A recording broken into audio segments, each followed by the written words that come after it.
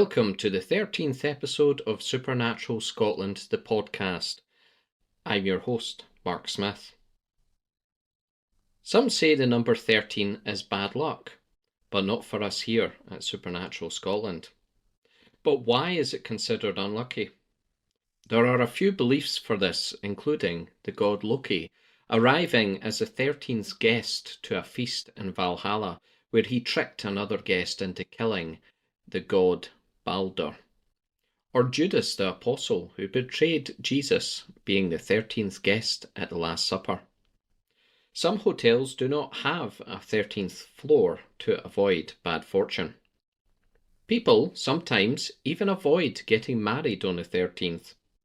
It really depends where you are in the world, whether it's bad luck or not. But certainly in Scotland, it's normally considered bad luck. Just a quick message before we start this week's episode. Please follow me on Facebook, YouTube and TikTok as I share some other interesting videos and pictures on these. You can also share your own stories with me on Facebook, and I take requests for future podcasts also. So please get in touch with any requests or experiences you have had. If you would like a shout out to your business here in Scotland, please also get in touch. Scotland is an ancient land which has seen many battles, murders and tragedies. If you have not visited before, hopefully my podcasts will give you some suggestions for places to visit. Episode 13 is a special episode focused on Inverness, so take a seat and relax while I share the spooky stories of Inverness. Let's kick off with Inverness Castle. The castle is made of red sandstone at the top of the hill by the River Ness. This castle is quite modern compared to others and was built in the 19th century, now serving as a courthouse. This piece of land has been very unlucky and has seen more than one castle being destroyed. The first castle was built in the 11th century and is said to be the home of King Macbeth, which is what Shakespeare's play was based on and is where Macbeth murdered Duncan.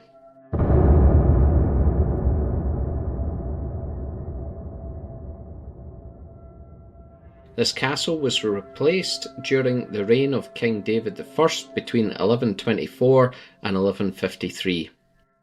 It was destroyed by Robert the Bruce in the 1300s.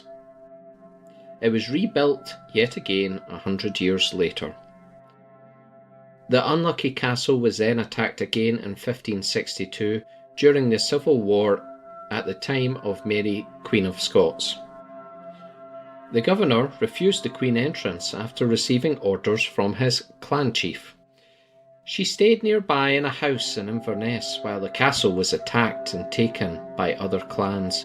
The governor was hanged for treason. This poor guy was between a rock and a hard place.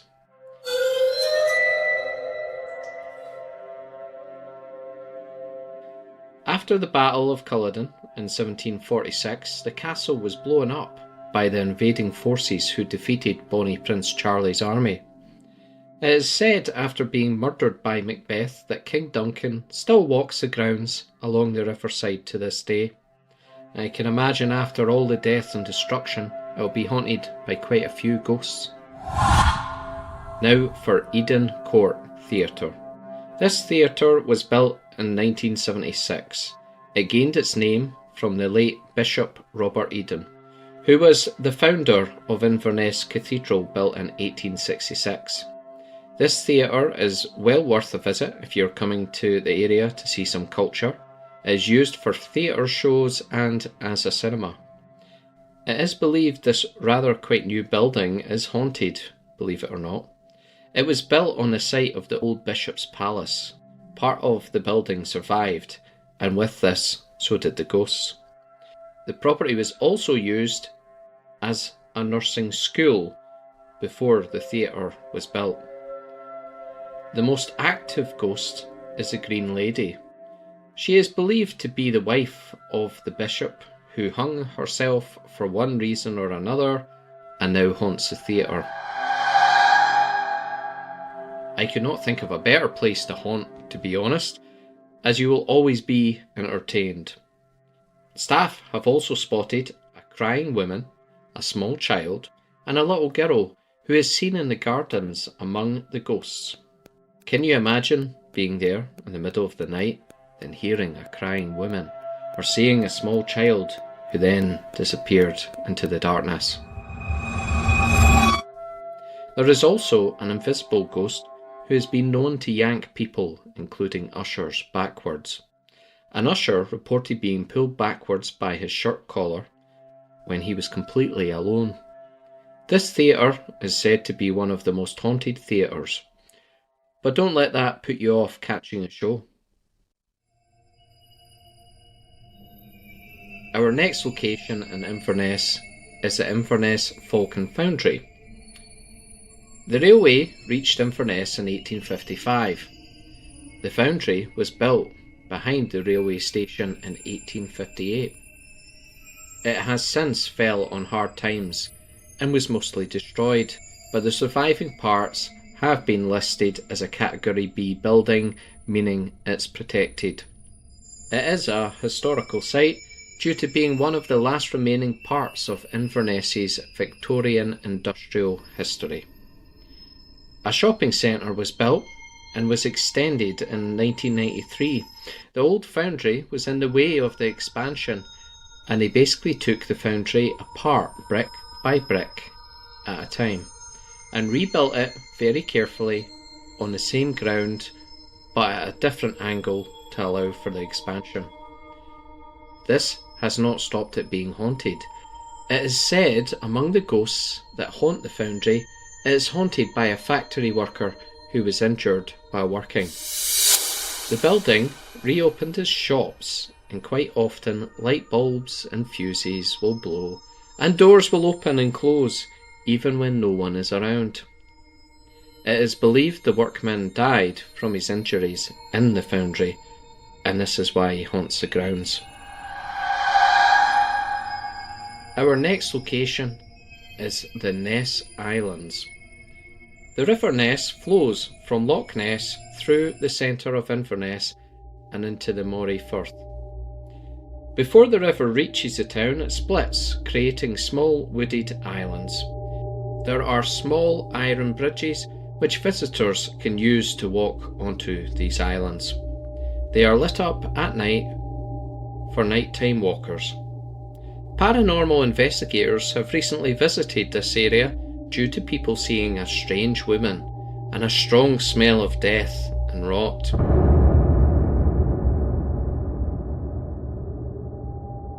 People have felt fear and dread while visiting, and a ghost hunter was also hit in the chest by some invisible force. Due to its hauntings, there is an annual Ness Islands Halloween show every October time, so why not visit at Halloween?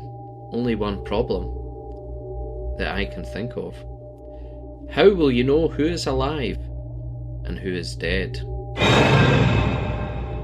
Our next location is Blackfriars Graveyard. This is a small burial ground. A friary was founded here in 1233 by the Blackfriars. It was dissolved in 1542 and fell into ruin.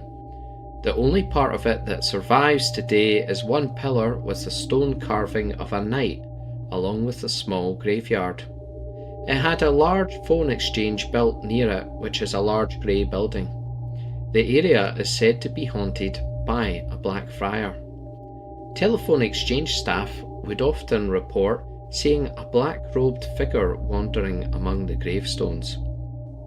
They have also reported a lady in black who wanders before disappearing into thin air. My final haunted location in Inverness is Codder Castle. There again have been other forts on this land in the past, but this castle was built to last and was added to over the years to make it stronger. The castle was used in Macbeth, the famous play by Shakespeare. It was built by the Codder family, which they inhabited for over 600 years. It is quite an unusual legend surrounding it. The Codder who first built the castle had a dream about it, and he loaded a coffer of gold onto a donkey and let it roam for a day.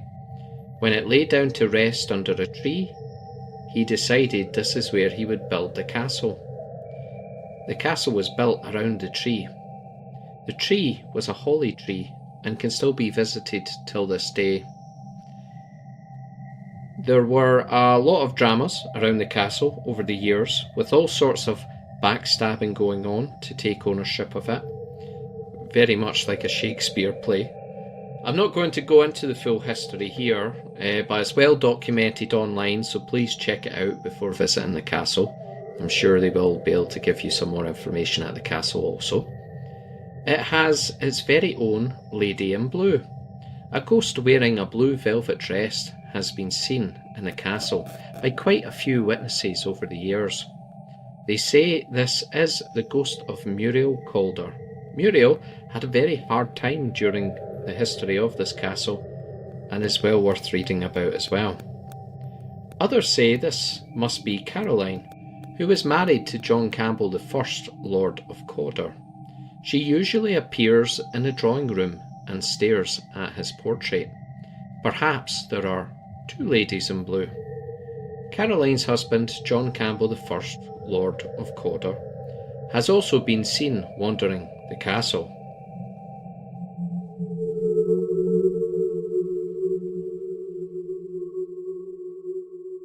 It's now time for our creature feature.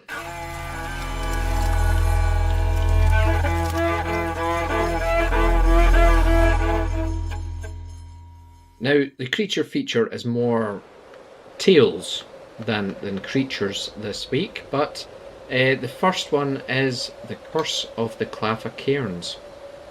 Winter solstice has always been important in Scottish history and with folklore. There are rings of standing stones surrounding the cairns. The cairns each have a chamber. These have been built with a great deal of care and calculation. On the shortest day of the year, sunlight from the setting sun streams up the passageway of the outer cairns to illuminate the inner chamber. It is a place of great mystery indeed, and with such a mysterious place comes a curse, of course. If anyone removes stones from the burial grounds, they will receive a great deal of bad luck.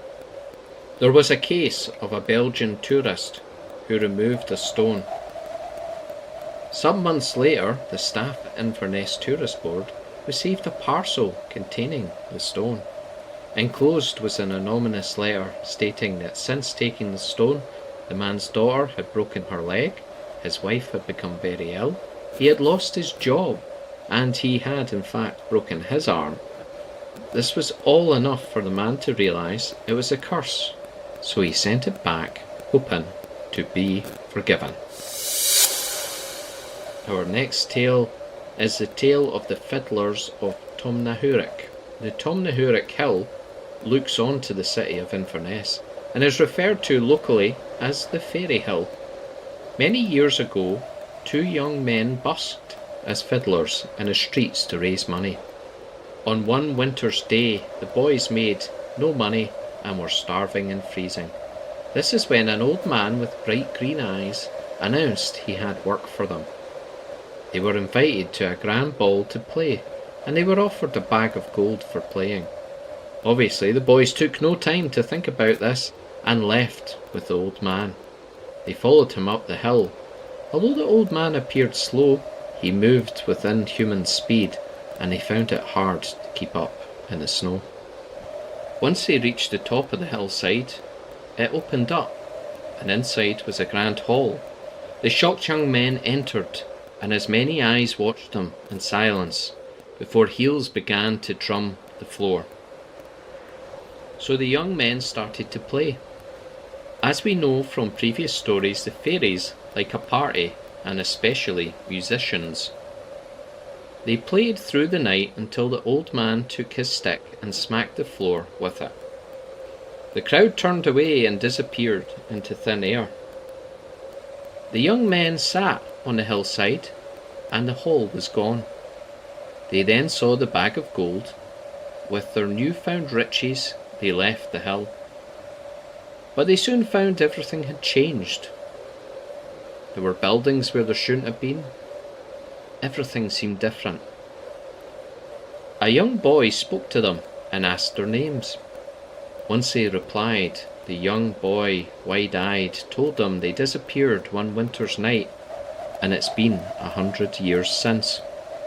They then sadly turned to dust, all the time screaming out until they were gone.